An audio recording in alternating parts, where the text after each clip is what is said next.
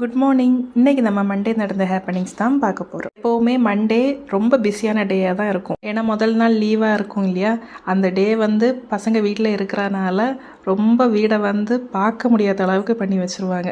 நான் எதுவுமே கண்டுக்க மாட்டேன். ஏன்னா நமக்கு 3 நேரமுமே சாப்பாடு பண்ணுறதுக்கே கரெக்டாக இருக்கும் வேலை. அதனால் நீட் பண்ணுறது, இந்த துணி துவைக்கிற வேலை, இது எல்லாமே நான் மண்டேன்னு ஒதுக்கி வச்சுருவேன். திடீர்னு ஒரு 9:30 மணிக்கு தம்பிக்கிட்டேருந்து ஃபோன் வருது, கிளம்பி வர போகிறேன் அப்படின்னு. ஏண்டான்னு கேட்டதுக்கு வீட்டில் ஷட் டவுன் ஆகிடுச்சு, ஒர்க் ஃப்ரம் ஹோம் பார்த்துட்ருக்காங்க.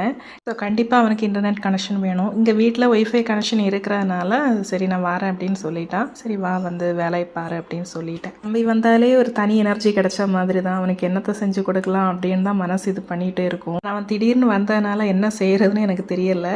முதல் நாள் வச்ச சிக்கனில் கொஞ்சம் மிச்சமாயிடுச்சு. சரி அதை வச்சு சூடாக ரசம் வச்சு மத்தியானம் சமாளிச்சுட்டு நைட்டுக்கு டிஃப்ரெண்ட்டாக செஞ்சு கொடுக்கலான்னு சப்பாத்தி வித் பன்னீர் கிரேவி செஞ்சு கொடுத்தேன். விளாக் பிடிச்சிருந்தா மறக்காமல் சப்ஸ்கிரைப் பண்ணுங்கள்.